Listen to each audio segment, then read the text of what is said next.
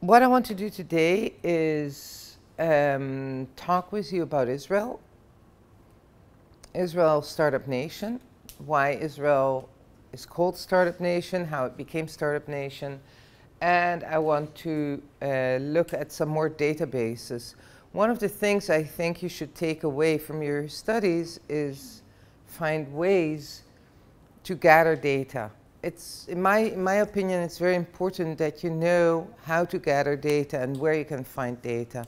Many times we'll find ourselves in situations where people will say things, say stuff, and it's not necessarily based on any data. And one of the differences, I think, one of the things that makes academics different from the rest of the population is that academics do know how to work with data and know where to gather data and know how to analyze the data. So one of the things I'm trying to teach you during this course is where can you find different types of data and what do you do with the data and how do you use them. For instance, yesterday I had this strange discussion with someone who said that the Muslims are becoming a majority in Europe. It's true. Yeah, but let's look at the data. In most countries, the Muslims are less than 10% of the population. Okay? Although, the thing is, though, we read a lot about it, we hear a lot about it, they make more noise at the moment, and also it's an interesting topic, and so newspapers and internet sites will write a lot about it, and so you get the idea that this horrible phenomenon is going on, and we're going to be flooded by Muslims, and nothing is going to be left. But if you actually look at the data don't support this. Okay, so it's important to look at data and not only hear the stories and read whatever journalists or just people write on Facebook or other internet sites. It's really important to look at data and analyze the data. If you remember, we talked about Walmart, about how everyone knows how successful Walmart is. But if we look at the financial data, the story is a little bit different. So it's important to look at the data. The data will give you an insight that is very difficult to get in any other way. So I think it's important that you know where to find data and how to use them. So one, you can form your own opinion, and also you can really analyze situations or markets or industries or countries or whatever you're looking to analyze, okay? So today we're going to talk about Israel's Startup Nation. And as said, I'm going to show you how Israel became Startup Nation, because Israel was not always Startup Nation. What was Israel's GDP in 2015? And we already talked about it a few times, so I hope you remember. Do you remember what Israel's GDP was in 2015? GDP? More or less, yes. GDP. 300 and something, not bad. 350, give or take. 400. 500. 450. These are your options. None of the above. This is B. Okay, who thinks A? 527 billion. Okay, we have one optimist here. Who thinks 299? We have two optimists here. 751 billion. There we go. 491. The majority. Who thinks none of the above? Another three. Another majority. So the right answer is B. Okay. So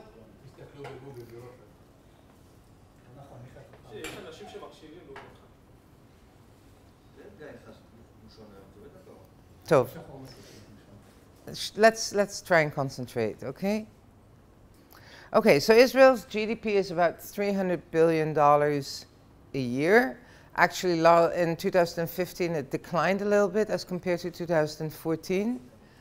But the Israeli economy is considered a very strong economy. One of the economies of one of the OECD economies that is still growing as compared to most other OECD countries. And one of the major explanations for Israel's success is high tech. And really, Israel is considered high-tech nation, a startup nation. A lot of the high-tech comes from Israel. And let's start with looking at Dan Signor explaining it. All right, a new book that looks at how Israel has managed to become a leader in business innovation. Joining us now is Dan Signor. He is co-author of Startup Nation, the story of Israel's economic miracle, a senior fellow for Middle Eastern Studies at the Council on Foreign Relations. Dan, it's good to see you. Hey, Joe. Good to be with you. Good. Congratulations on the book. And just give us how quickly. I used to read Cliff Notes. Can you do a Cliff Notes on what's in the book? Sure. Yeah. Real quick. What's fascinating to us? Israel and the Middle East get a lot of coverage, but one side of the story that gets very little coverage is that Israel is the fastest growing, one of the most dynamic, entrepreneurial, and innovation-based economies on the planet that barely got hit by the global economic crisis in 2008. More Israeli companies on NASDAQ than all of Europe combined, than all of India, China, Korea, Japan combined. More global venture capital each year going into Israel on a per capita basis than the United States, 2.5 times more than the United States, 30 times more than Europe, even in 2008 when the global economy was melting down. And so this sparked our curiosity. How the Israelis pulled it off in the least likely of places, surrounded by enemies, in a state of war since its founding, no oil, no access to regional capital or regional markets. And what can we in the West learn from it at a time that we are trying to reboot our own innovation economy and get real productivity gains, not credit bubble economic gains? And so we tried to look at the factors that have driven the Israelis, and is there anything driven their success, and is there anything prescriptive for us? Yeah, we know about ISCAR, and Becky knows about ISCAR from ISCAR, yeah, from Buffett. That was one of the greatest managed companies and innovators he had ever seen. Teva's the biggest generic company, Dan. But what did you find out? What drives the innovation? What's different? What are we not doing here with so much more opportunity and security? Look, we go through 8 factors in the book. Let me just quickly focus on 2 or 3 of them. One is Israel's immigration and assimilation policies. The Israelis have very innovative policies in how they bend over backwards to bring people to their country from around the world. Israeli prime ministers run for office talking about how many immigrants they're going to get into the country. They don't view immigration as a burden, and they have some very innovative policies for assimilating them. Civilian research and development, they spend more as a percentage of their economy on R&D than any country in the world. And they have some very innovative ways for how they actually make that R&D funding matter. It's not just about spending, it's about how you make it matter to the startups and the companies using it. And the role of the military, Joe, is like amazing. These young 18-year-olds go into the military when they finish high school. Males serve for 3 years, females serve for 2 years.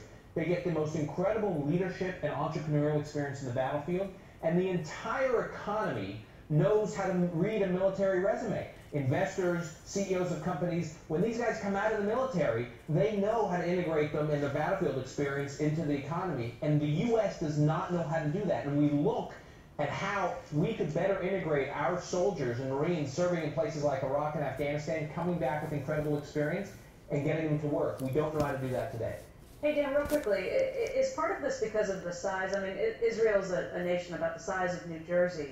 You've got that issue. You've got the fact that it's such a young country. They're still looking for immigrants to come in. Is there a tipping point where all of that changes?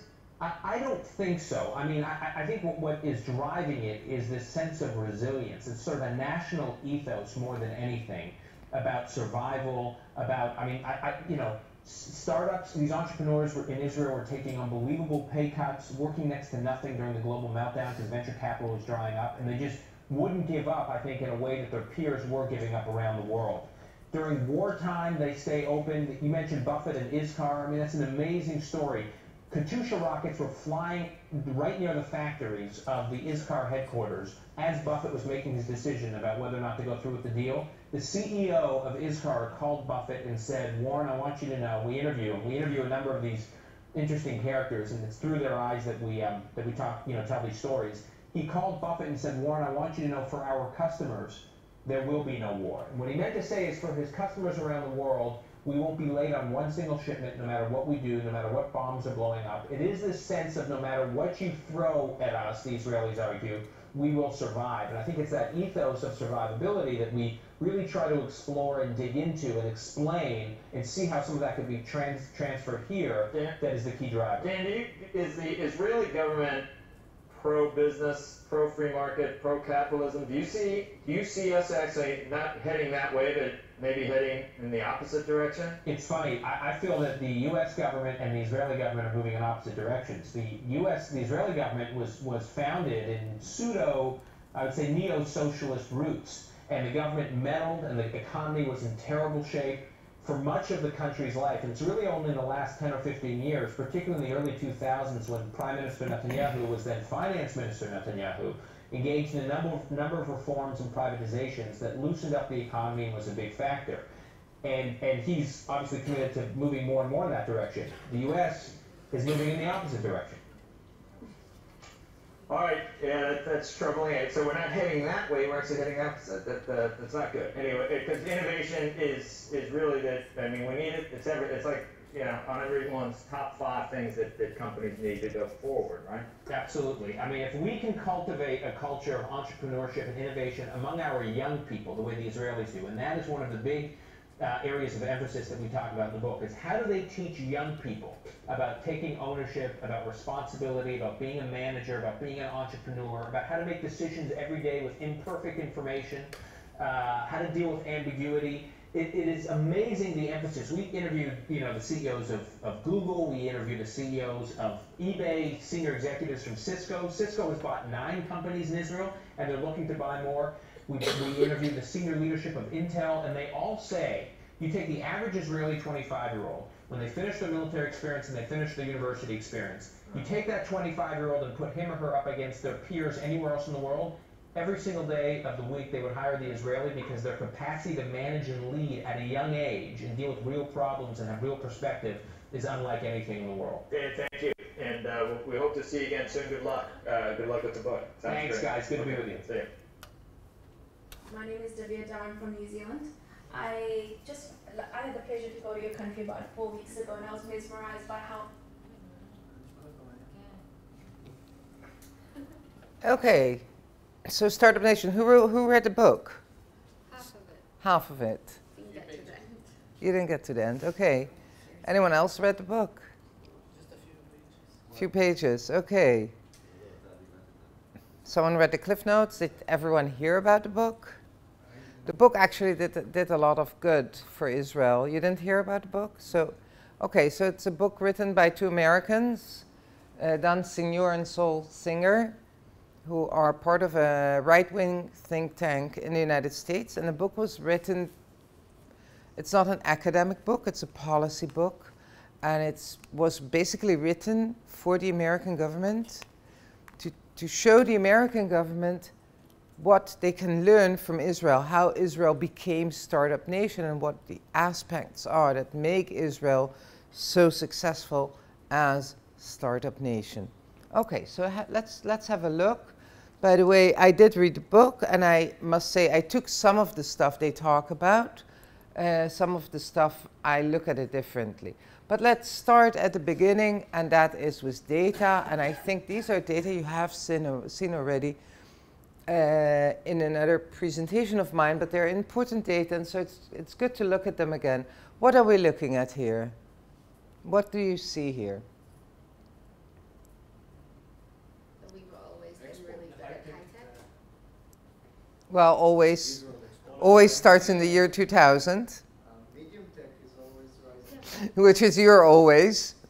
Yeah. Yeah, not my always. I have an always that started before 2000, so each of us was at different always. But what you do see here, what is this? The light blue bars basically show Israel's export, by the way, without diamonds. Why do we usually take off the diamonds? Because most of them are illegal. No, that's not really the reason. Because no one really knows. Also the military. Exactly. Because first of all, in diamonds, the diamond industry is treated differently somewhat by the authorities, and it's very difficult to count exactly how much is imported and how much is exported. That is part of the story, and part of the story is that their value is very, very high. And so if we would include the value of diamonds, the import and export value of diamonds, basically we would not see any other data anymore, because the difference is so big that all the high-tech data would just disappear and become flat bars. And so I usually exclude them from the data so we can get a better picture of what we want to look at. Okay, so the diamond data are excluded. By the way, these are data that I myself generate from. I'll show you afterwards how you can get the data. They come from CBS, from the Central Bureau of Statistics of Israel, for various years.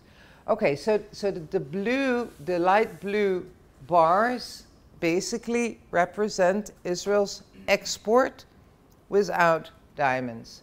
And so you can see a number of things. If you look at the pattern, first of all, you can see that there was a slight dip, okay? In 2002, 2003, you can see the dip. Any idea why there was a dip here? Sorry?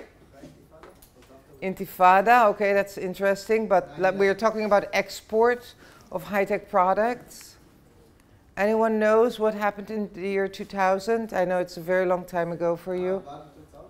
Bug 2000, okay, interesting. That was part of the problem, but something more seriously than that happened. Okay, yes, also that also happened, but that happened even before. Sorry? Intifada was mentioned already. You have to think in, okay, you have to think in global terms, not in local terms. Global, we're talking about export markets. So we're basically talking about the behavior of clients outside Israel who were not really affected by intifadas or...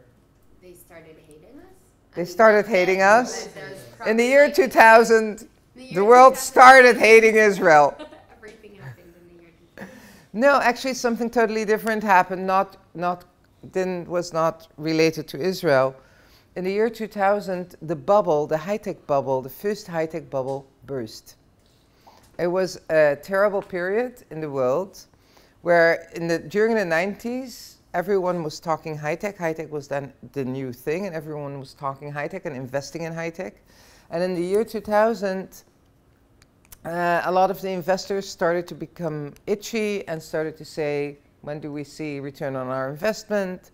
And a lot of the high-tech companies don't really have business models, and they're not really making any money. And we don't think we're going to have a return on investment, and let's go back to bricks and mortar. Let's go back to businesses that we can understand. And so there was a burst of, that is how it was called, the high-tech bubble burst. And for 2 years or so, the market for high-tech products shrunk, especially in the United States. And a lot of companies did not invest in high-tech for 1 or 2 years. And so that very much affected Israel's exports. Okay? And then in 2003 or so, companies, especially companies in the United States, but also in Europe, are starting to understand that there is no way they cannot use high-tech products. You know, think Checkpoint selling firewalls to big companies, think NICE selling software to banks, and so on and so forth. So the big companies, and usually a lot of the clients of Israel's high-tech companies are institutional clients, clients that are themselves businesses. So a lot of the businesses actually understood that without all kinds of software, they cannot continue developing their business. And so they started, again, buying the products, the various products, and you see what happens to Israel's export. It did very, very well. It really knew how to exploit that need for different products. And here you go. This is a second dip. It's a smaller dip, and it's shorter than the dip we saw as a result of the boost of the high-tech bubble. This, what kind of dip is this? What are we seeing here? Financial crisis, no? The financial crisis of 2008. In 2008, there was a financial crisis again in the United States. A lot of the big financial companies, banks, and so on went bankrupt. People defaulted on, especially on bank loans for houses. Housing prices were tremendously reduced, and so people were left with a situation where they had a much higher loan on their house than their house was worth. Okay, so let's say they took out a loan for $200,000 and the house is worth only $100,000.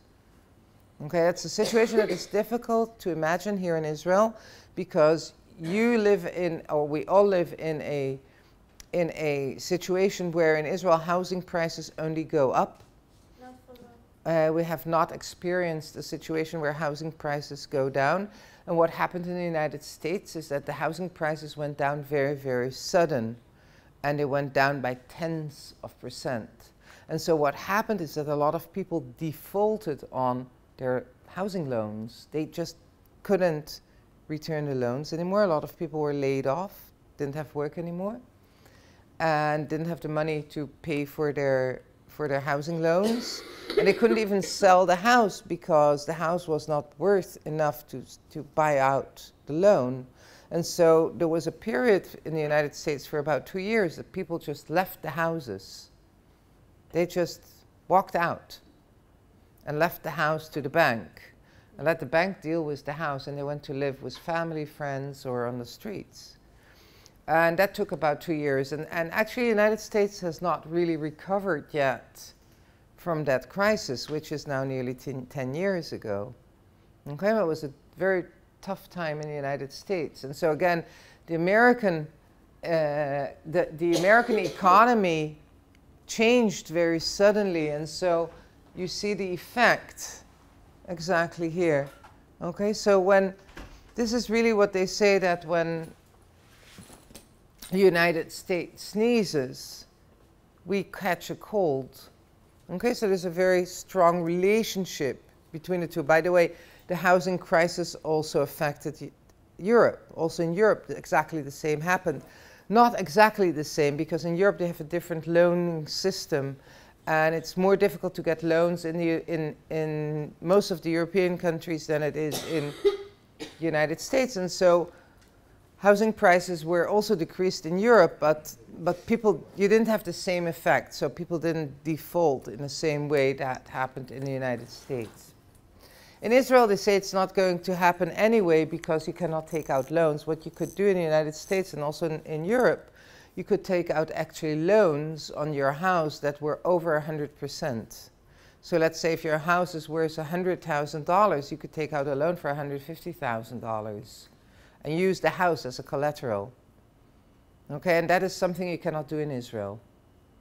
And after 2008, they even changed regulations, and now the loans you can get for a house is even smaller than it used to be. It used to be, I think, 80%. I think they reduced it to 70 or something %. So, but what is important to see, first of all, in the data, these kind of changes that you see in the data are the result of what happens in the business environment. So when there are changes in the business environment, you can see that in the data. And by the way, the crisis in the United States was in 2008. The huge crisis was in 2008. And what you can see that in 2008, Israel was doing great, export-wise. The effect of 2008 on Israel was only in 2009. Okay, which also gives an indication that when we run a business, many times, even though crises happen around the world, many times we can use that information to prepare ourselves for changes that are going to come. And usually when there is some sort of financial crisis and we work with that market, it will affect us. And even if we don't work directly with the market, it can affect us, because there's this psychological effect where if there is a crisis, then everyone is in crisis, even those companies that are not necessarily affected directly by the crisis. they will many times reduce their orders, or they will postpone acquisition of certain new components or software and so on. So it will affect us anyway. Okay, so these are the big data. And by the way, see what is happening to Israel between 2011 and 2014. Export is stagnating. If we compare it to the growth that Israel experienced between 2004 and 2008, okay, and look here, for the last 4 years, there is not really growth anymore in export. And that affects directly growth in wealth of each of us.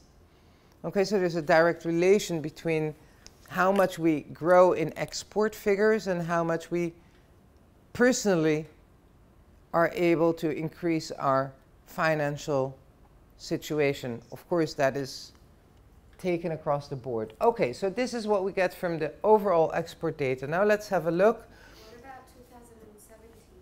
I mean, it stops in 2014. We're nearly. There is always a gap in the data.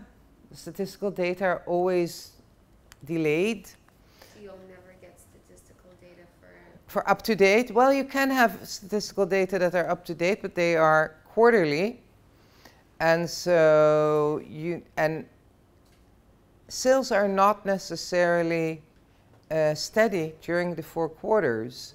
So there are a lot of companies, especially if you sell big products that cost a lot of money, then your clients will buy that product only once a year. And many times they'll buy it in the 4th quarter when they already know how their income is for that year, and they know how much extra money they have.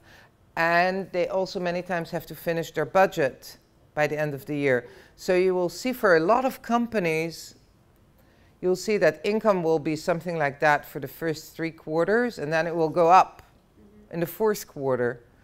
And so you can only measure the year after you have the 4 quarters. So 2016? So the data, we're in 2017 now, we're still May. 2016 data are maybe in now, maybe, and are being analyzed. I don't know if you have your own business or not, but if you have your own business, you'll see that you can, for instance, work with income authorities. It takes a very long time. It takes, you know, in 2017 you will finish the report. Around this time you may only finish the report of not 2016, 2015. Okay, and so as long as you don't have the data, the CBS, the Central Bureau of Statistics, cannot process the data.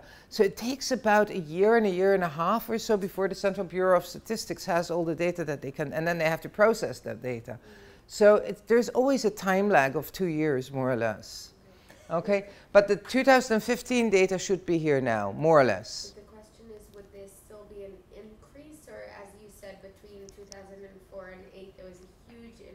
Right. And then 2000 and let's say 10 to 14, there's barely any increase. Yeah, it's stagnating more or less. Would you think that from 2014 till today, there would be a big increase, or it would stay between the 45 and 50? Well, let's have a better look at the data, and then we can maybe get better insight. Okay, so first of all, we have here a breakdown of the export according to categories of level of high-tech. So we have high-tech products. Products are also services. Medium high-tech, medium low-tech, low-tech, and then total, we talked about total. So basically we take the total export and we break it up into 4 categories. And dark blue is high-tech, is export of high-tech products. And high-tech is defined as how much money is invested in the industry in research and development. Okay, what percentage is invested on average in research and development? What percentage of the overall employees are professional employees and have an academic education? Okay, and sometimes we will also look at level of income of average level of income of the employees, which is a proxy for their capabilities, okay? The more capabilities and the more rare those capabilities are of the people working in the organization, the higher their salaries usually.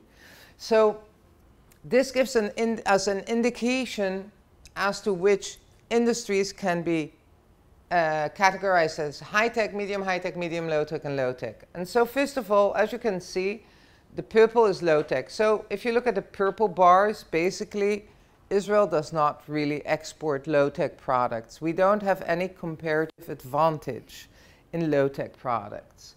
What you can see are the more important categories of export are high-tech and medium high-tech. These are the industries that we export mostly.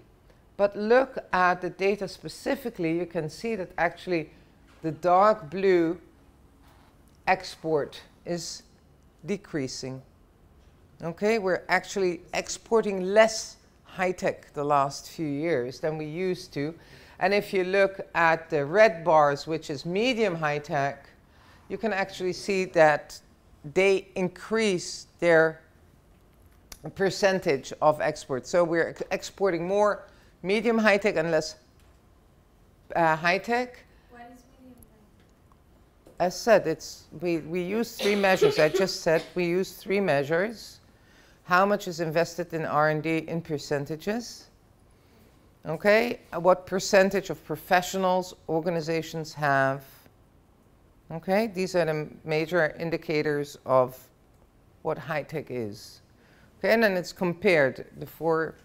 Then we compare it between industries, and when we organize them in different categories. So one thing, what we're seeing is that basically we're exporting less high-tech, and we're exporting more medium high-tech. Now, remember this, and let's look at the geographical distribution of, why did you turn off the, let's look at a geographical distribution of Israel's export. First of all, what you can see, blue is the EU, red is the United States, green is Asia, and purple is the rest of the world. So what you can see from the data is that over the same period of time, 2000 to 2014, look at the blue bar, the blue line. Most of the years, Europe is Israel's major trading partner. So even though we like to talk a lot about the United States and we like to talk a lot about China and Asia and so on and so forth, if you actually look at the data, our most important trading partner is Europe. And there are all kinds of explanations for that. One of them is, of course, proximity. It's relatively easy to export to Europe because of geographical closeness. It's a market. These are markets that are very similar to Israel's market. It's easy for us to send engineers to Europe. It's easy for us to communicate with Europeans. There are all kinds of explanations. We, of course, don't forget, we have a very, very good trade agreement with Europe. If you took the course with Eyal Bar, you know about trade agreements, and trade agreement we have with the EU is one of the best in the world. Okay, so the EU is our biggest trading partner over time. Now see the US, see what is happening to the US. The US is actually declining in importance the last few years as a trading partner. By the way, with the US, we also have a very good trade agreement, very good trade agreement, and very similar to the one that we have with the EU. But still you see the gap is growing between what we export to the EU and what we export to United States. So the United States is becoming less of an important partner. You can see the importance of Asia is growing. Okay, so Asia is becoming a more and more important trading partner for us, but still less so than the other two trading blocs. And then the rest of the world, which is very difficult, which is Eastern Europe, which is Africa, right? It can be Russia, it can be South America. So it's a lot of world that goes into the rest of the world. Well, one of the things you can see from the data, I think, is that Israel's export is diverging. So Israeli companies are reaching out to more and more geographical areas in the world. Now, why is it important to look not only at what we export, but also where we export it to? Well, if we try to combine those figures together, we get the following. We can actually look at Israel's export per industry to the EU, Israel's export per industry to the US, and Israel's export per industry to Asia. And what you can see is that when we export to the EU, we export much more medium high-tech and even medium low-tech products. When we export to the US, we mainly export high-tech products. To Asia, we mainly export high-tech products. So you can see that actually we export different types of products to different areas in the world. I think that in the past few years we export more and more high technology to Asia. Well, you have to look at the data. It's very simple. You have to look. That is what I want you to do. You have to look at the data and not just assume based on articles you read or whatever, but do your own research, get your own data, look at the data, and then see if that is actually true or not. There's a big difference between what we read in newspapers, on Ynet and so on, and what is actually happening. So it's worthwhile to look at the data.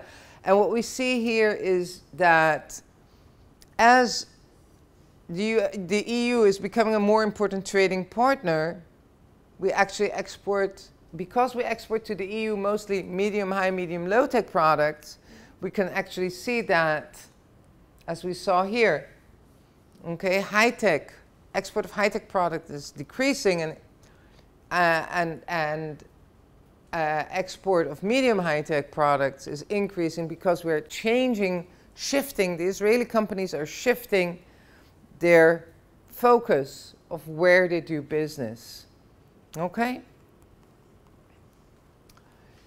So how did Israel become high-tech nation? First of all, you should understand that, although that's a long time ago, before the 1990s, so that is about 25 years ago, 25 years ago, Israel's industrial landscape was totally different. And Israel basically did not have a high-tech industry 25 years ago. Didn't exist in Israel. We were a country that mostly exported agricultural products. And maybe some low-tech. We had a rubber industry. We did some furniture. That time we did, of course, we had export of products from the Dead Sea, the chemicals from the Dead Sea, but we exported them also in a very raw form. So it would be mined from the Dead Sea, and then it would be put in containers, and it would be sent off to Europe, to the chemical industry. So even when we talked about chemicals coming out of the Dead Sea, they didn't really get much added value through knowledge. Okay, so we were not a knowledge-intensive country. What we did have as a country, we had excellent academic institutions. We had very good researchers that were working for not very much money. And we had lots and lots and lots of engineers. Okay, Israel always had a lot of engineers, among others because of the army.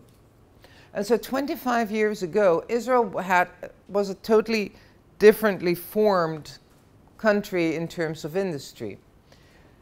25 years ago, Israel's government understood that if we really want to start growing as a nation, we have to change focus, we have to shift focus. So there was really a strategic idea, and Shimon Peres was one of the people that talked about it a lot 25 years ago, that said that if we really want to become a nation that can stand on its own 2 feet and grow and prosper, we have to shift our focus. We have to become a country that invests much more in products based on knowledge and not so much on products based on manufacturing. And at that time, Israel still had a lot of manufacturing. We manufactured textiles. Okay, we still have that company in Israel which is called Kitan. Maybe you don't remember the name. It's now called Golf. Or, I don't know, they changed the name again lately. Golf. But Kitan. Golf belongs to Kitan. Kitan bought Golf. Oh, yeah. Look, I'm much older than you. I know my data. I really do know my data. I would suggest that you look at old yearly annual reports, and you'll see that Kitan bought Golf. What happened is that the name Kitan, the brand name Kitan, was not as attractive in last 10 years or so as Golf, and so they changed the brand name. But the owner is Kitan. Kitan was a manufacturer of textile in Israel. They had factories. There were factories in Israel that would manufacture textiles, bed sheets, towels, and so on. There used to be factories in Israel that would manufacture shoes. Okay, we had a shoe industry in Israel in the 80s and the early 90s. We had all kinds of factories in Israel, and basically Israel did not have any comparative advantage in manufacturing these kind of mature products. And so Shimon Peres was one of the people that started pushing for, okay, let's change our focus, let's become high-tech nation. And he really had that vision of Israel becoming high-tech nation. So one of the things that the Israeli government did to change focus was that they started investing a lot of money relatively to most other countries in the world. They started investing a lot of money in R&D, in civilian R&D. Okay, we're not talking about military, we're talking about civilian R&D. And how does the government invest in civilian R&D? Any ideas? How does the government invest in civilian R&D? Universities. Okay, 3 universities, right? How do industries enjoy, how do companies in Israel enjoy the government investment in R&D? With the tax. With the tax. Okay, can you explain what you're saying? Yeah, they pay less tax. They pay less tax if they're located in certain areas in Israel. Government contracts. Government contacts, right? Yeah, it's not, but we're not talking about, we're talking civilian industry. Okay, so there is something that was developed in Israel which is called the chief scientist. The chief scientist, Hamad'an Harashi. The chief scientist is an office that is a government office, and the chief scientist actually invests money in R&D projects that are developed in industry. So if I have a startup company and I have an R&D project, I can ask the chief scientist to support financially my R&D project. What is R&D again? Research and development. Good question. Okay? MOP. מחקר ופיתוח. Yeah, sure. There are all kinds of different structures, financial structures. It can be a loan, it can be a gift, it can be a loan that becomes a gift. There are all kinds of financial structures. What is important to see that if we compare Israel's status to most other countries and how much governments in other countries invest in research and development, we see that Israel here is ranked very, very high. And by the way, for the last, until 2010, Israel was ranked #1 in the world in investment in civilian R&D by the government. Okay? For more than 10 years, Israel was ranked #1. So, first of all, what you have to understand is that Israel became startup nation not because we were that smart and we just happened to become startup nation. No, there was a very clear vision in government that is where the government is going to take the country, and there was very concentrated effort by government to create startup nation. So one part of the equation is investment, government investment in civilian R&D. So how did Israel get there? Okay, we have the history, and part of it is that already in 1967, the French government used to give a lot of weaponry to Israel, and they stopped doing it, and so Israel had to find another source for its weaponry. In the 70s, big companies such as Intel, IBM, Motorola, and semiconductors already established R&D centers in Israel because, as said before, the Israeli universities are considered of very, very high quality. Israeli researchers are considered of very, very high quality, and so they speak English, they are Western, they have good research facilities, and so American companies especially already discovered this in the 70s and the 80s, and they established research and development centers next to the universities. So for instance, if you go to Haifa, next to the Technion, next to Haifa University, you see there the R&D centers of international companies. The same goes for Tel Aviv. So it's, by the way, always like that everywhere in the world. You'll see the R&D centers, the research and development centers of big companies will always be located quite close to university centers, because there will be a lot of interaction with the researchers that work in the university and work for the companies. Then, what also happened in the 1980s and 1990s, we had a huge influx of immigration from previous Soviet Union, about 1 million people. And 1 million people who came to Israel, not necessarily because they were really Zionist, but they were looking to increase their financial status, to change their financial status. They were looking to succeed. They had very high motivation, and most of them came with education. They were educated, a lot of educated immigration. So you get this huge influx of people who are well educated or relatively well educated, who are looking to better their economic position, who are very motivated to succeed. And yes, the first 10 years, a lot of them were not able to become part of Israel's society. The universities were not able to absorb so many academics.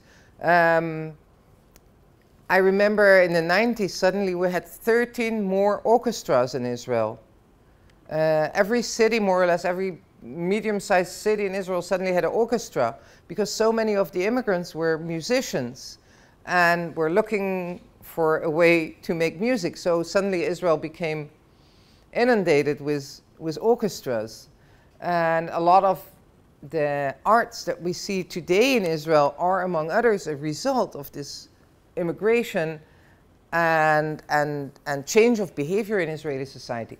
Now, what did government do, among others, to help the immigrants become part of Israel's society?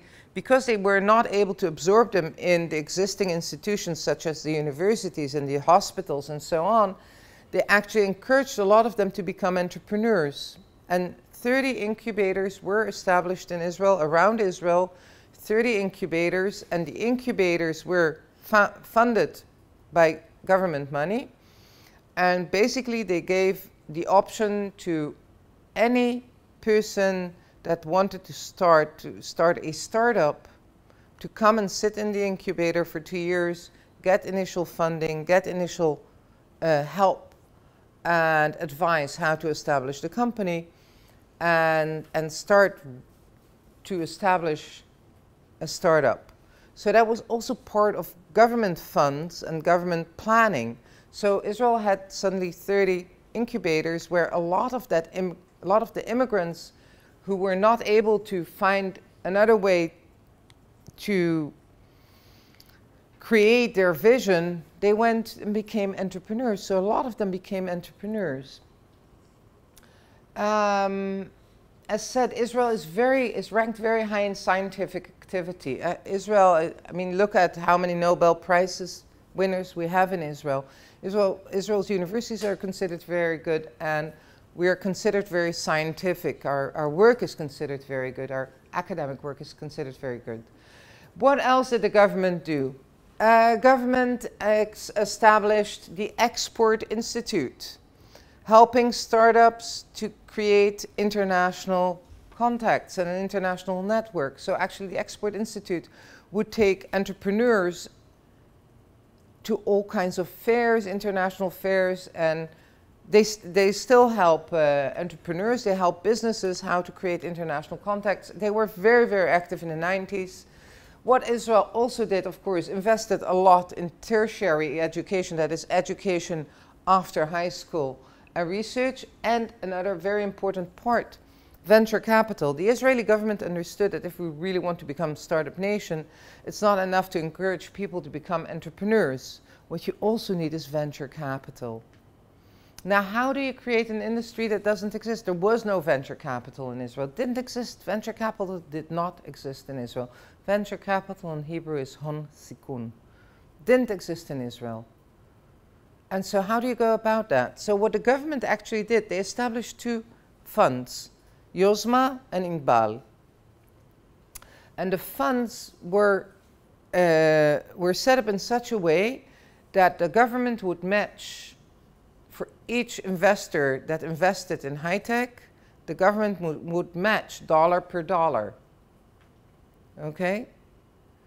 And so that way, and then if there would be an upside, somehow government and investor, they would split the upside, and if there would be a downside, that the government would take a lot of the downside. So it was not really venture capital at that time. It was not really hon sikun because there was not so much risk involved for the private people, but that is how it started. And actually what happened that within 5 years or so, let me see if I have it here, I have it here. In 5 years, in about 5 years, Israel had a venture capital industry. So from not having any venture capital in the early 90s, Israel went to, in 1993, to about 15 venture capital funds, and look at their size. They were, on average, $20 million, so very small. But during the mid-90s and the early 2000, 10 years after, we already have about 75 venture capital funds, and their average size is $500 million. Okay, and we see, and then we see, of course, the industry is already, the venture capital industry becomes very specialized and mature and so on. By the way, around the middle of the 90s, government decided that the venture capital industry is strong enough, and they actually privatized the funds and were not, they took a step back and are not involved anymore in venture capital. But the venture capital industry in Israel was, again, it was a very clear policy decision made by the government. Okay, government understood that without that there will not be an entrepreneurial industry in Israel. And so the venture capital industry in Israel now is very well developed. 21st century, we have a lot of international funds operating here, being very, very active, such as Sequoia, Oak, USVP, and so on. Israeli venture capital funds open offices abroad, so the venture capital industry in Israel has become very internationalized. It's one of the bigger ones in the world and very successful. Okay, so we have the socio-economic trends, immigration, tertiary education. By the way, Israel has among the highest percentage of people with academic education, which I don't know if is good news or bad news for you, because it means that you have a lot of competition. What we also see now the last few years, if you look at the data on education, what you can see is that more and more people are taking additional education. They are doing a secondary degree, graduate studies, in order to create more value for themselves in the labor market. Okay, so actually what we're seeing in Israel, what is growing now very quickly is graduate academic education. But Israel has a lot of academics, much more than on average in the world. We of course have the army, and the army has a lot of influence on the high-tech industry, but that influence is not direct, and many times people will say, okay, Israel has a high-tech industry because of the army, but we had the army a long, long time before we had high-tech. So it's not, if you have army, it doesn't mean you necessarily also have a high-tech industry. You need extra factors to create that high-tech industry. We also have a very high percentage of engineers compared to most of the world. And we have a specialty in Israel. We know how to take companies to initial public offerings outside Israel. So we have the banks, we have the accountants, we have the lawyers. They all know how to do that. And also that is a very specific type of specialization, does not exist in most countries in the world. So the fact in Israel is that there is a lot of experience in taking new high-tech companies abroad, mostly to NASDAQ, mostly to the bourse in the United States, that specializes in high-tech companies. On the other hand, what you also should take into consideration is that at the end of the day, only about 10% of all employees are employed in the high-tech sector. So that is why we say that the high-tech sector in Israel is like the engine of the train, because most people still do not work in high-tech. So even though we're a high-tech startup nation, and we talk about our high-tech and about our startups and about venture capital, it's part of our daily language. It's part of what all of us know. At the end of the day, most of us are not engaged directly in Israel being high-tech or startup nation. Okay, so let's see a nice short clip that explains what, among others, is Israel startup nation and what Israel manufactures as startup nation. The world should boycott Israel. If you're one of them, you should know this will be a mission impossible in the West. That's because Israeli technology is everywhere. When you get up in the morning, get into your car and drive to work, you probably use Waze to avoid traffic. Waze was developed in Israel. If your eyes stray from the road for a moment, you will promptly be warned by your mobile eye safety system, another Israeli development. Your workday is stressing you out. Your smartwatch will monitor your pulse and remind you to slow things down a little, thanks to an electro-optic sensor developed in Israel. Your laptop most probably runs on a processor developed in Intel, Israel. Do you use the internet? Next time you visit Facebook and Google, or use Microsoft products, remember they all use network components developed by Mellanox. From Israel, do you transfer data on memory sticks? That technology was invented in Israel. Those family and friend photos you snap with your mobile camera, the camera was developed in Israel. Enjoy getting help from Google Complete. You guessed right, that too was developed in Israel. And last but not least, next year, Israel Aerospace Industries from Israel and Facebook will launch a satellite that will provide internet connection in remote areas where even water is not available.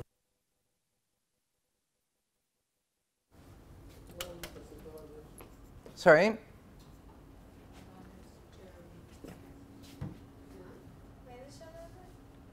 I think it's about a year old.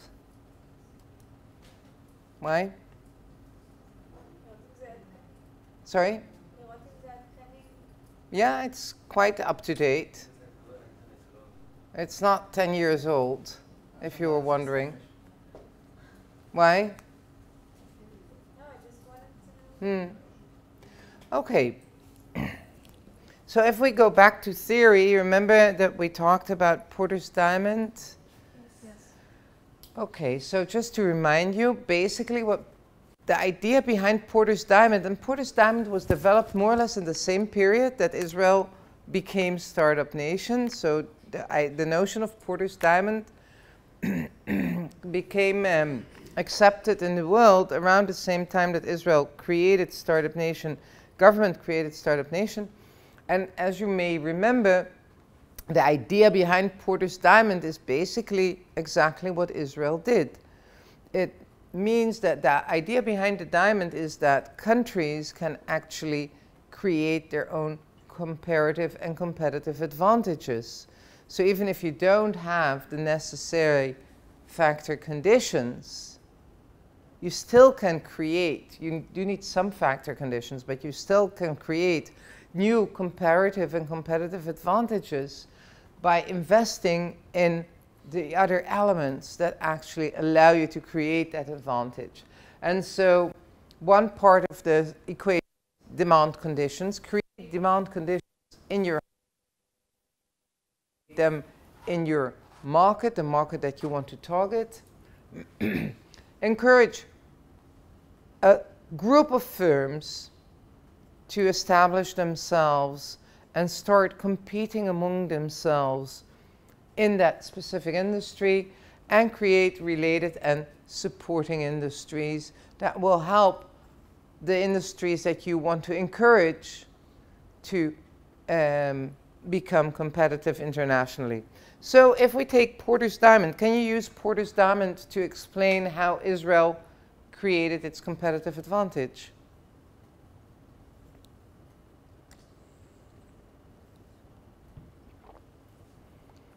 By education.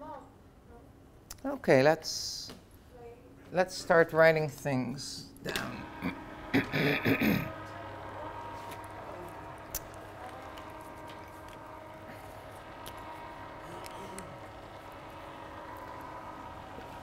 Okay, what are Israel's factor conditions, you think?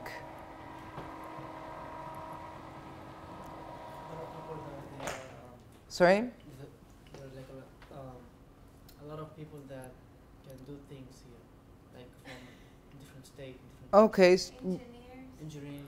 Okay, so factor conditions. Doctors, engineers. How are doctors related to high tech? Not doctors, but maybe chemistry. They do research and develop. Okay, so we have engineers, we have doctors. We have a lot of doctors that made new procedures in that. Okay, okay. What more? Immigrants. Okay, we have immigrants.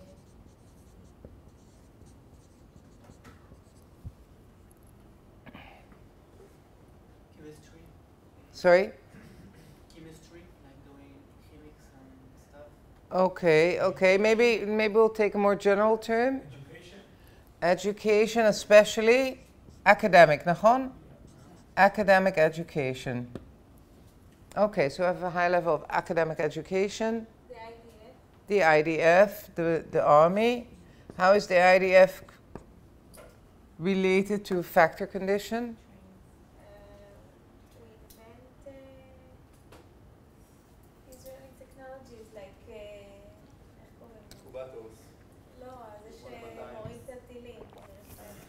Okay, but sorry. How is that related to how is that related to the high-tech industry?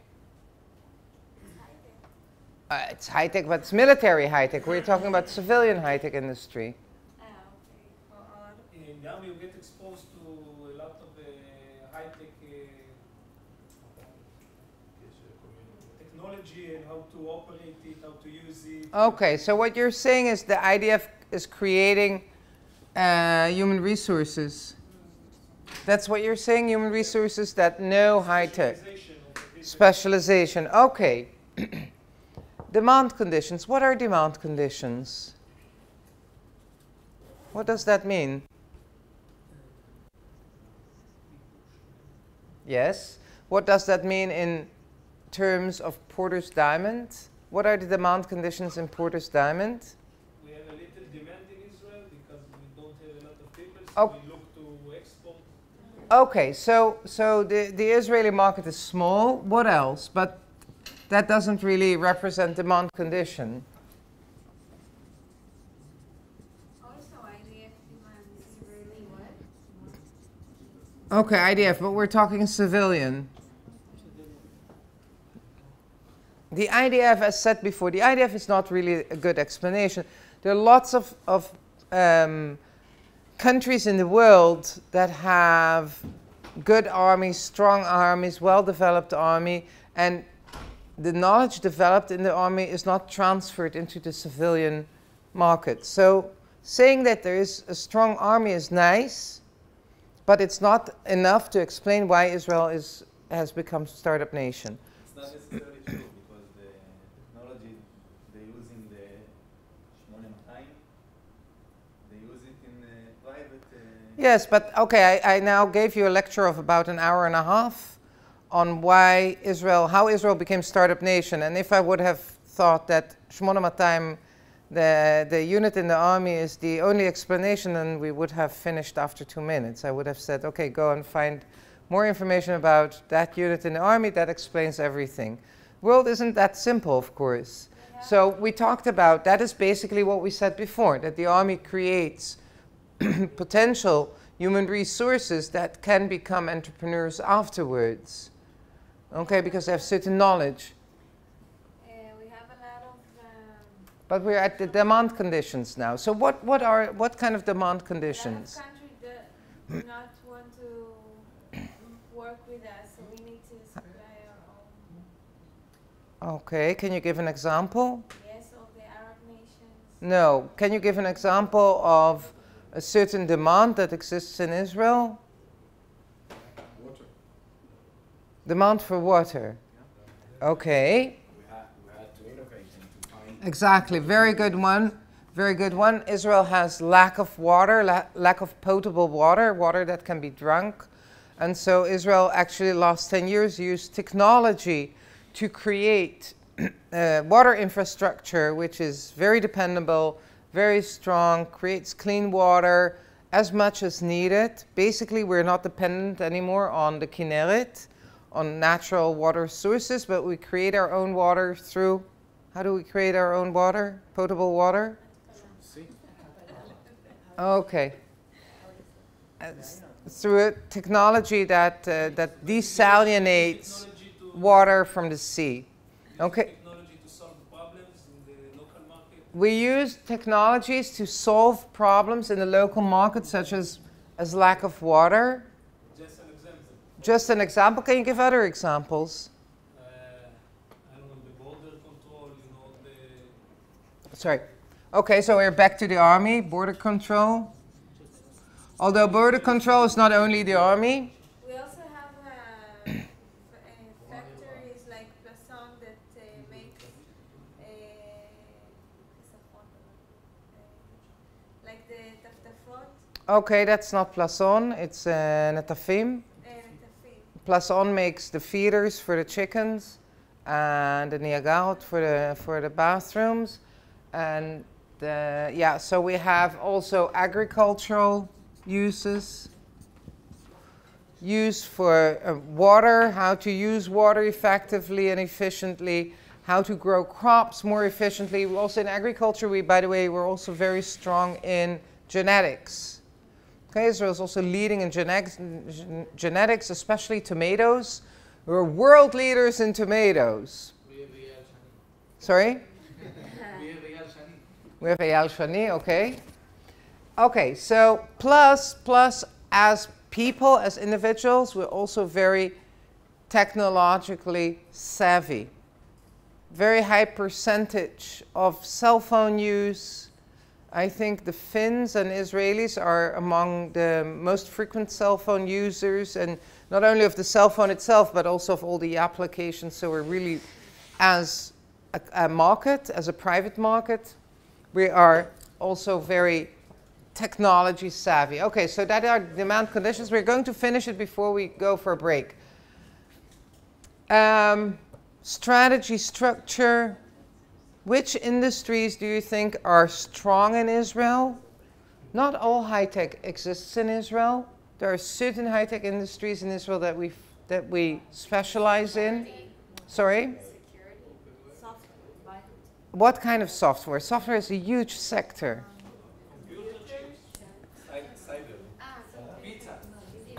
Cyber, right. Cyber, we're good at.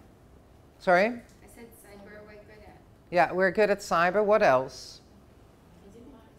Okay, we're also very strong in printing. Digital printing. There are explanations for that, why we're so strong in digital printing. I'll tell you the story later. But actually, if you go, and I'll show that after the break, I'll show you how to use the CBS data and have a better understanding what we're strong at. Of course. Printing? Just like Digital printing. Digital why printing. that's such a high tech? Digital printing is a very high tech. No, yes, but I'm saying like And- what makes us Okay, I'll tell the story later, but it starts with a company called Cytex in the 80s. So we're very strong in digital printing, and digital printing actually has led to 3D printing. So we're also very strong in 3D printing. Companies like Objet, Israel's from Rehovot, and they're all, I'll tell you the story later because you can really see the development in certain industries because Israel was there in the 80s. So we're strong in certain industries, and I'll explain it better after the break. Related and supporting industries. Can you give me an example of related and supporting industries? I gave you examples beforehand. What do you need to succeed in high tech? Counting. Okay, what else did I remember?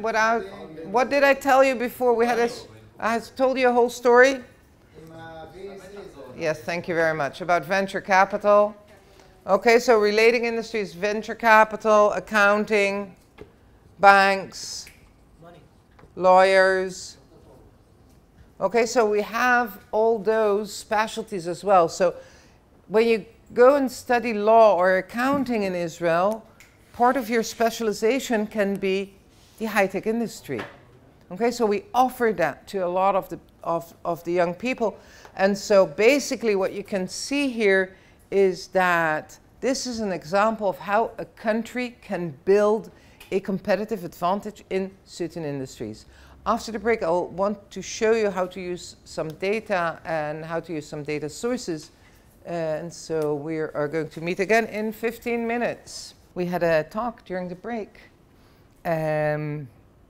about decisions made by government and decisions not made by government. That, for instance, Israel is made up of a whole bunch of different ethnic groups.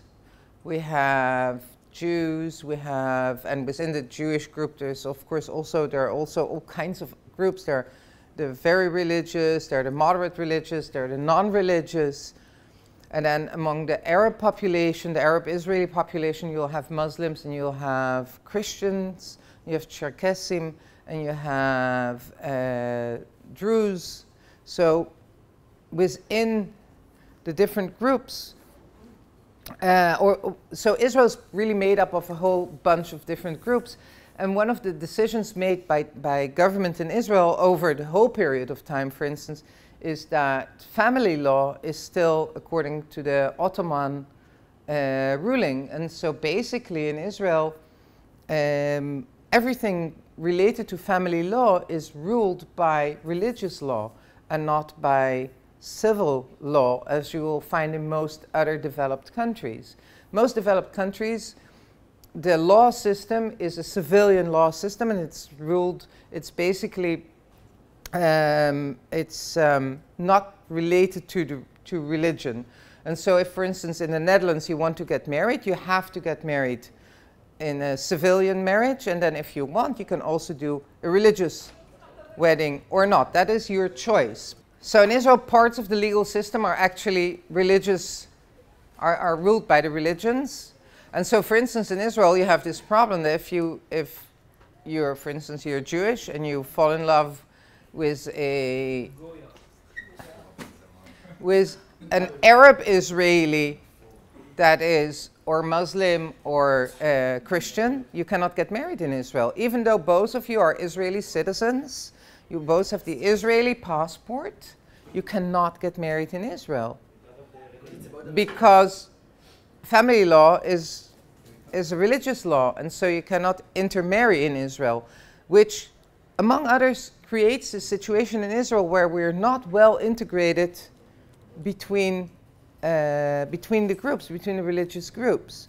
So if, for instance, you take Singapore, which is a nice example, a nice comparison to Israel, because it's also a small country, it was also ruled by the Brits, in Singapore, the government, very similar, by the way, to just like Israel's government decided that Israel will become startup nation, and so they created a situation using Porter's diamond. They created a situation where Israel became startup nation. Singapore, which is smack in the middle of Asia, not related to the West, besides having been ruled by the Brits, but then India was also ruled by Britain, so that doesn't make it so unique. But in Singapore, government decided that Singapore will become the business hub of Asia for Western countries.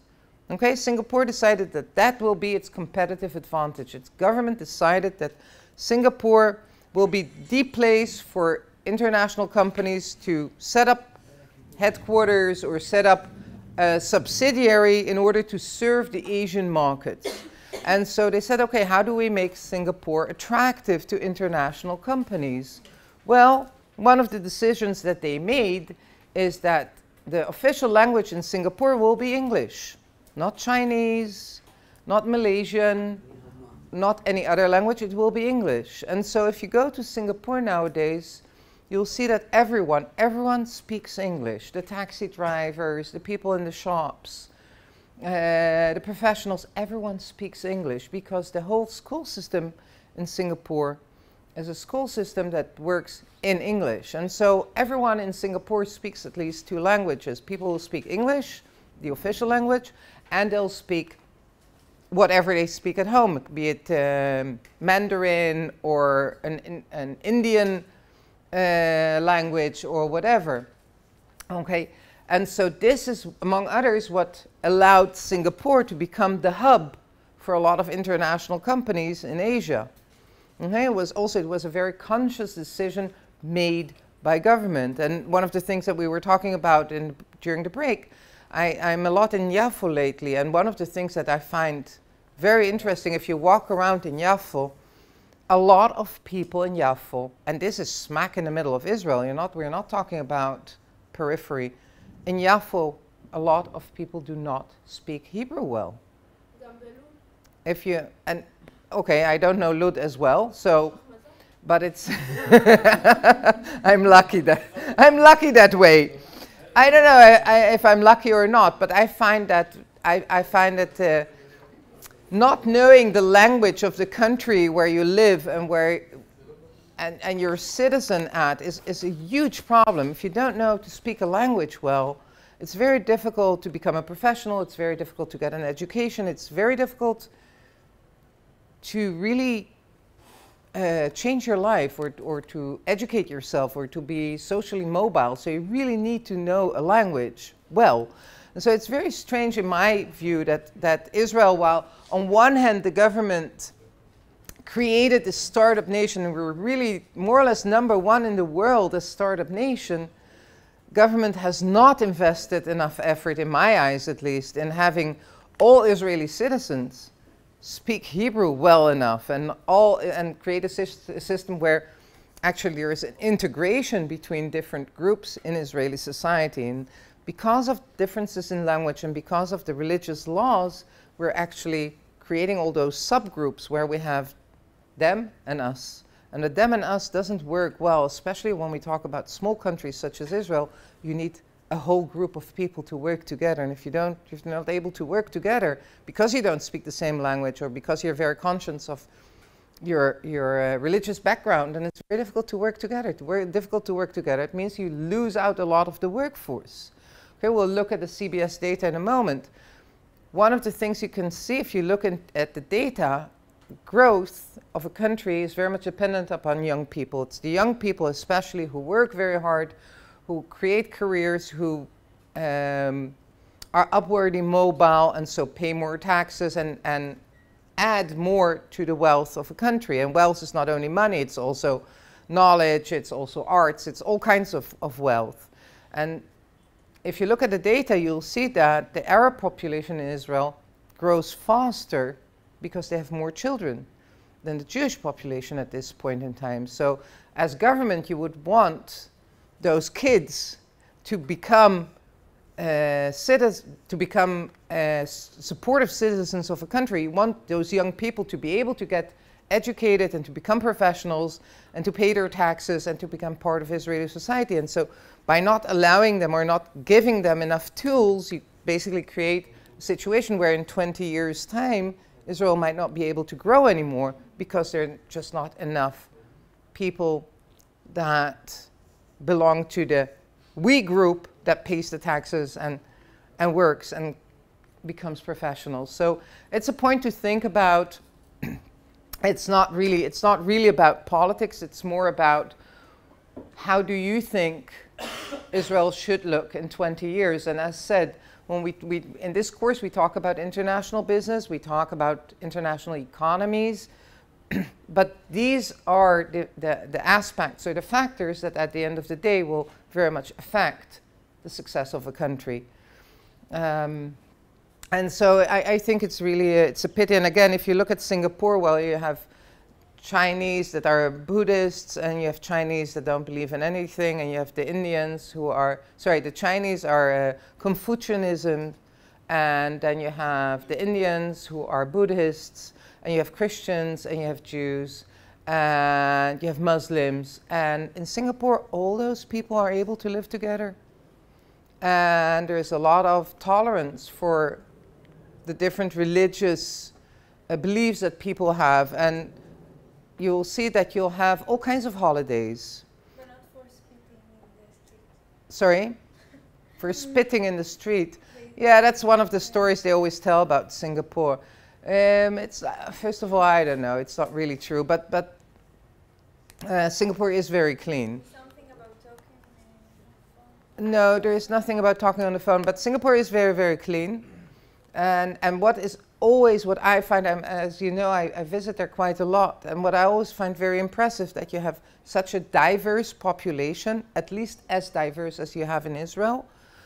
But compared to Israel, people know much more about each other's religions, beliefs, but also behaviors. And so you'll have people working together in the same workplace who are Muslims and Buddhists and Confucianists and Jews and Christians and whatever. They all work together. They'll share holidays. They'll invite each other to each other's holidays and feasts and whatever. And there's much more awareness, and so there's more tolerance, and so it's easier to work together. And again, I find it really something that Israel's government is missing out on by creating all those subgroups. We are not really creating a good future for ourselves. So again, these are aspects which is important that you're aware of. What you do, is it you can do, is it whatever. But understand that a society that is divided into a lot of groups and the groups don't interact is not conductive of the economy, is not conductive of growth, and is not conductive of becoming more wealthy and successful as a country. And so at least try, I would say, I would take away, especially because you're students of international business, I would say, try really to be aware of this, because I see how my kids grew up here in Israel as Jews in Herzliya, and the Israeli education system does not really educate towards understanding of different ethnic groups and different behaviors. And we continue that. I mean, here, even at the university, next week we have Shavuot. I think most of you are not even aware when, for instance, Eid al-Fitr is taking place. And we still have 10% or so of the Israeli population that celebrates Eid al-Fitr. And we don't really know about it, and we don't even put it on the academic calendar. So,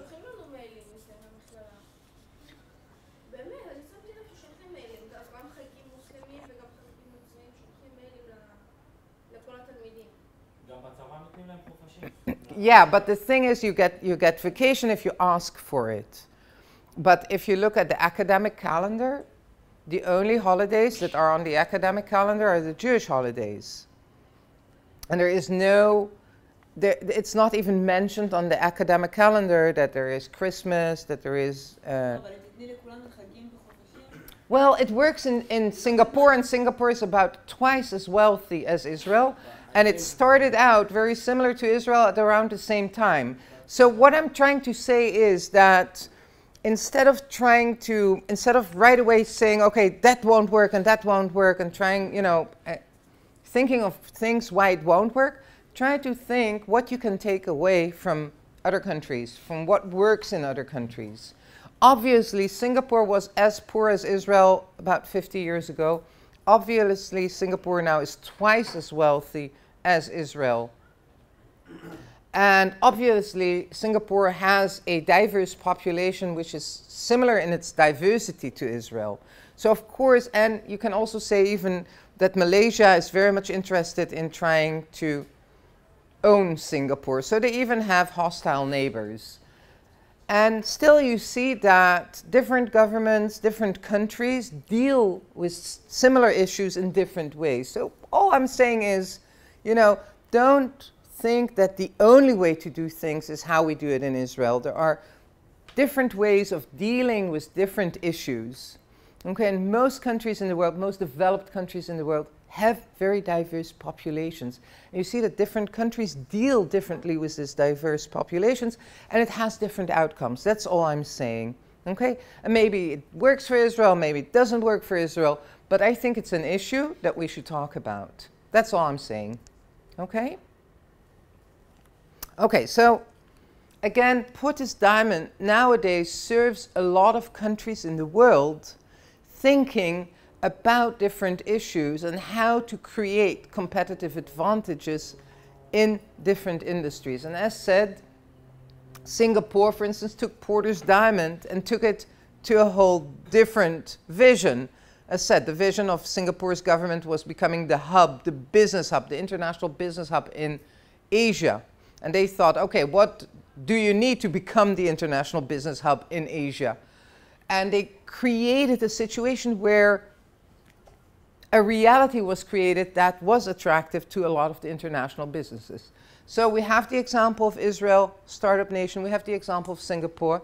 And if you look, for instance, at Finland nowadays, Finland is also trying to become more based on high tech. And one of the things that the Finnish government is doing at the moment is they are trying to change their factor and conditions in such a way that they invest a lot in education. By the way, in Singapore, they also invest a lot in education. And what they do, as opposed to Israel, Israel also invests a lot in education, but Israel invests mostly in the infrastructure of education and the management system of education. In Finland and in Singapore, what they do is that they take the best students in all kinds of areas, okay? Maybe in business, maybe in chemistry, whatever. But they pick the best students when they finish their studies, and they offer them to become teachers, and they will get the same salary as they would have received if they would have worked in the private sector. And every year, the salaries of the teachers are calibrated, are compared to the private sector, and adjusted accordingly. So basically what they understood both in Finland and in Singapore, that if you want to have really good teachers, you have to pay them well.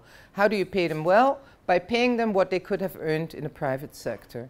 And that is basically how the system in Finland and in Singapore works. And so you get very high education because you get really good teachers. Finland nowadays is ranked #1 in education in the world.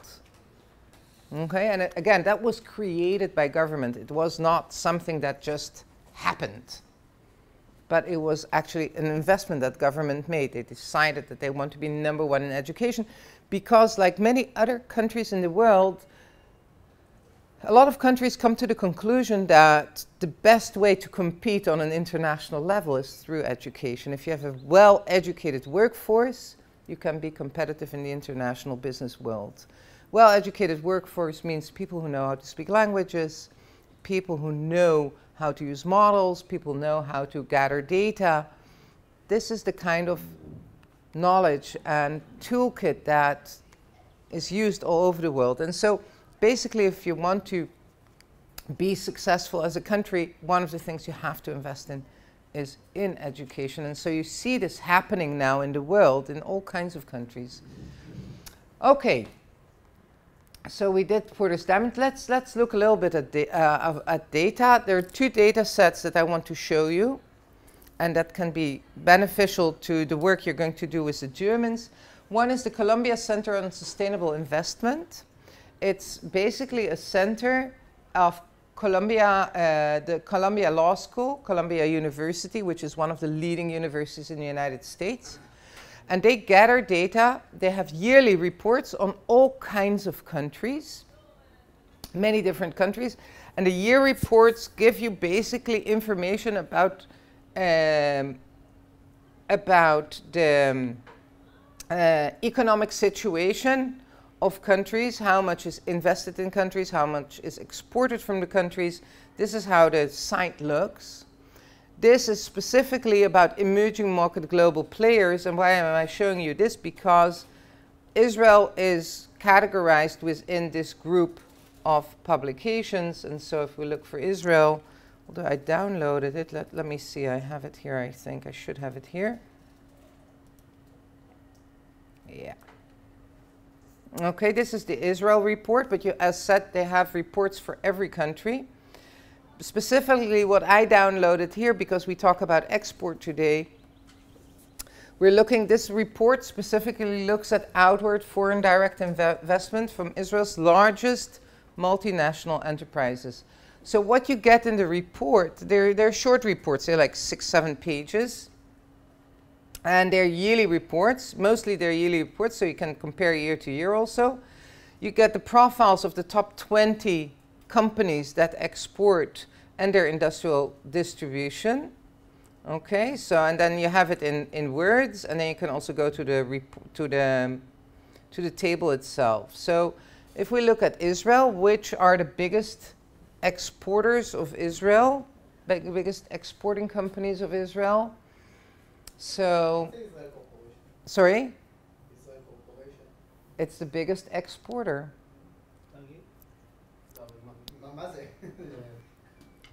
The biggest exporter in Israel. It's a conglomerate. A conglomerate means that actually it's a group of companies. They do a lot of building and so on. Okay, number 2 is Teva. Number 3 is Ormat. What does Ormat do? Power stations, but it's not. No, it's not. It's a private company, or I think it's publicly traded, but it's a private company.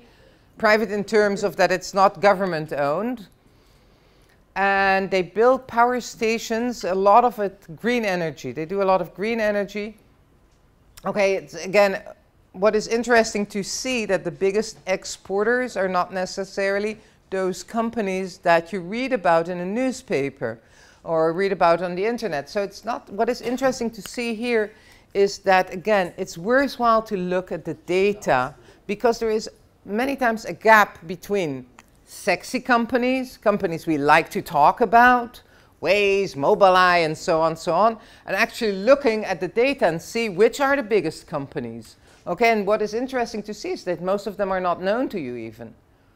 You've never heard of them, but they have the biggest contribution to Israel's economy. So then we have Elko Holdings, which is also a conglomerate, started out as a high-tech company, it's not anymore. IDB, IDB is what? Discount. It's banking, finance. Yeah, Bank Discount.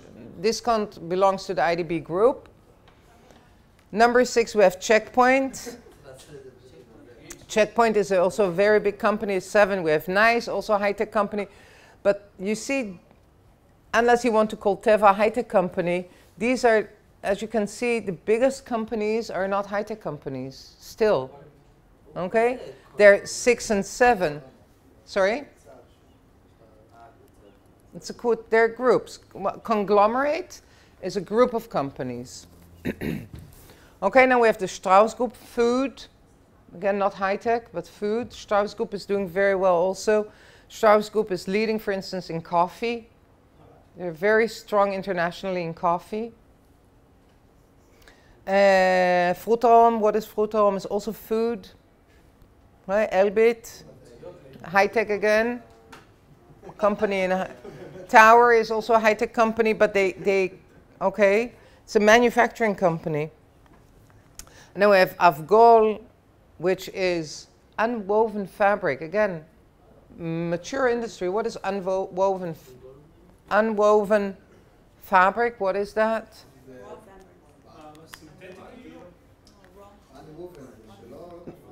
זה לא הרגו אותו. ומה זה?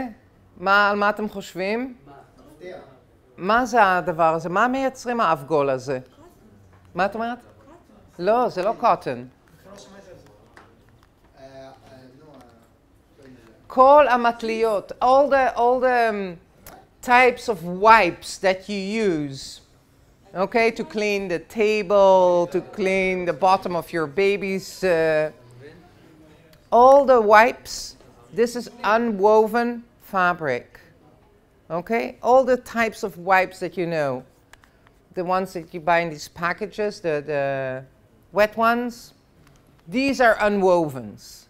So it's fabric, but it's a special process, okay? But you can see how big they are.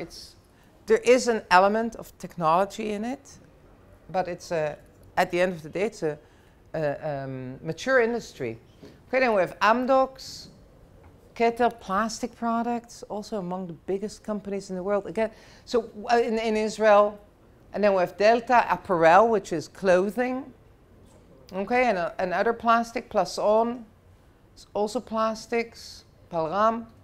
So what you can see here, well, we tend to think about ourselves as a startup nation, and we think that the only place to really work internationally is in the high-tech sector. Well, you can see here that at least 50% of the leading export companies in Israel are actually companies that are located in mature industries and not necessarily in high-tech industries. Okay? It may be that they have components of high-tech, but at the end of the day, as you can see, if you really look at the data, Israel's society is really a mixture of high-tech and non-high-tech. And if you want to look at more data, what they also always give is the percentages, and they also give the numbers.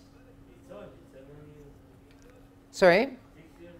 Yeah, we talked about that already, that statistical data are always historical.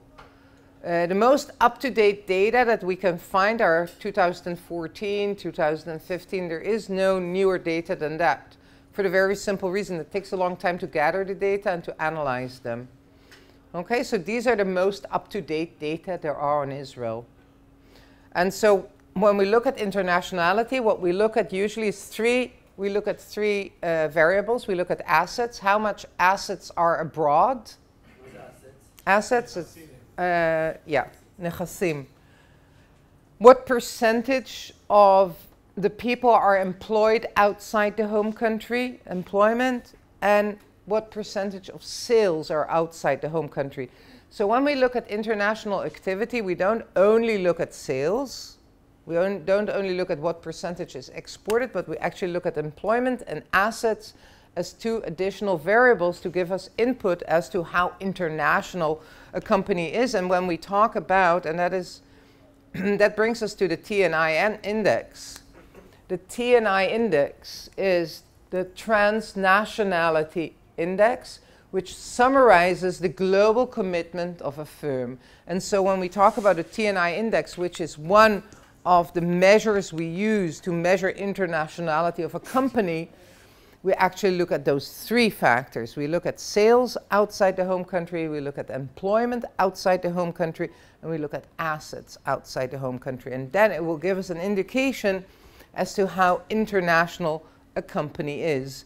And so if we look at the TNI index, you can actually see that Avgol, you remember, that's the non-woven fabric.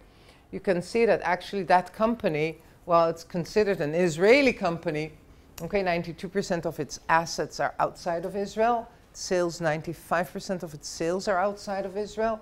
And 85% of all its employees work outside Israel. And then you can ask the next question, how can you say that Avgol is an Israeli company? What makes it Israeli? Because the head is Israeli and they take And so that is an interesting question, and that is also a question that is many times raised in international business. How do we decide what the nationality of a company is? Okay? Do we decide it according to what you said, where headquarters are located? Do we decide according to where taxes are being paid? The thing is, though, if 85% or 95% of your activities are outside Israel, then that part that is outside Israel, taxes are paid also outside Israel. If you have a factory outside Israel, that factory will pay in the country where it's located. Employees that work outside Israel will pay taxes in the country where they reside in. That's usually how it works. But eventually when the company see how much money it made, they pay the taxes to the country where the headquarters are now? Not necessarily. Not necessarily.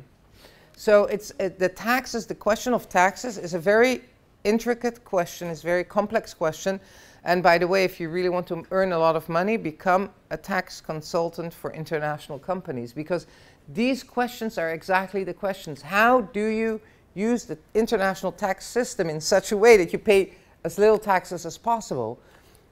Countries usually want you to pay taxes in the country where the value added is created. So if you work in Singapore, you'll pay your taxes in Singapore. And if you have a factory in Singapore, the factory will pay its taxes in Singapore, even if it's an Israeli company. So taxes are not really a good indication of what the nationality of a company is. You can say, where is headquarters located? Many times we'll say where most of the value added is created.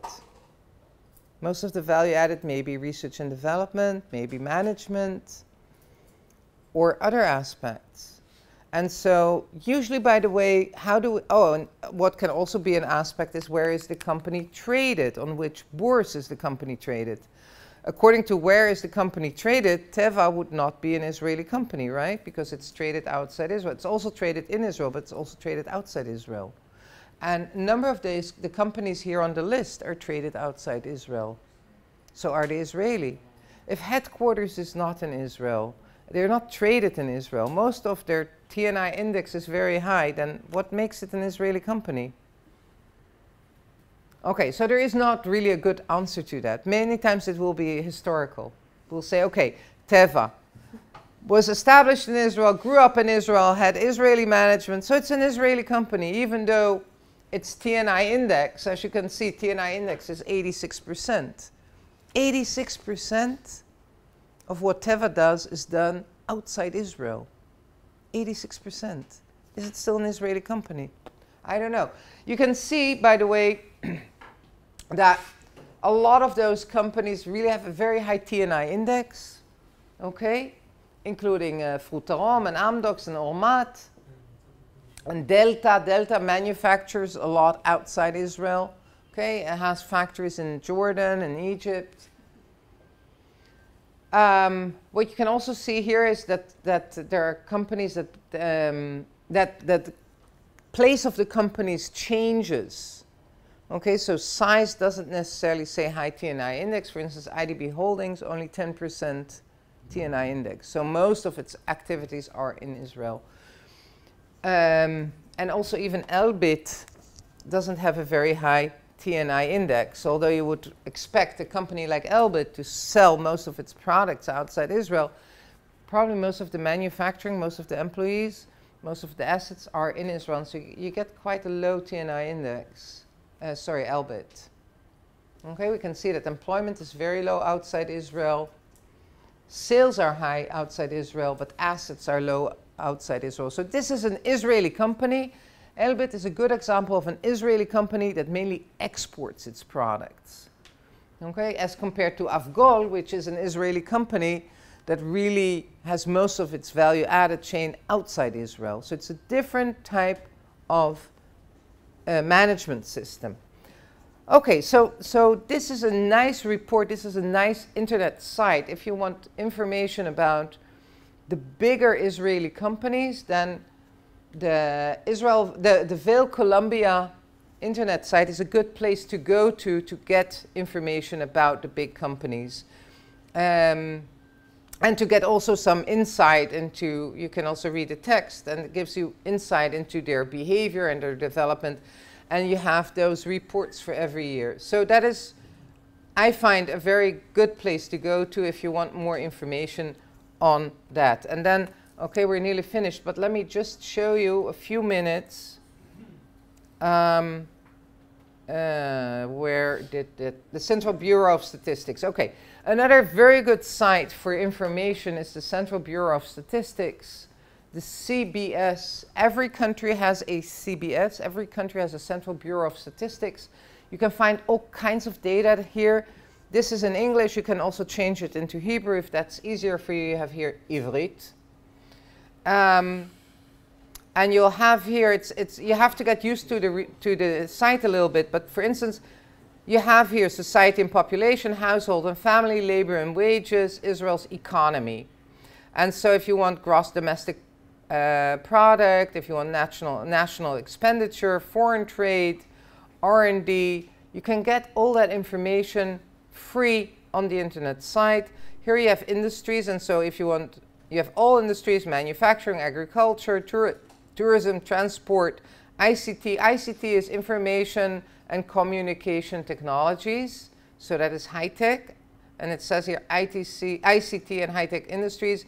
And you click on it and you'll get all the reports that exist in the CBS on this specific topic.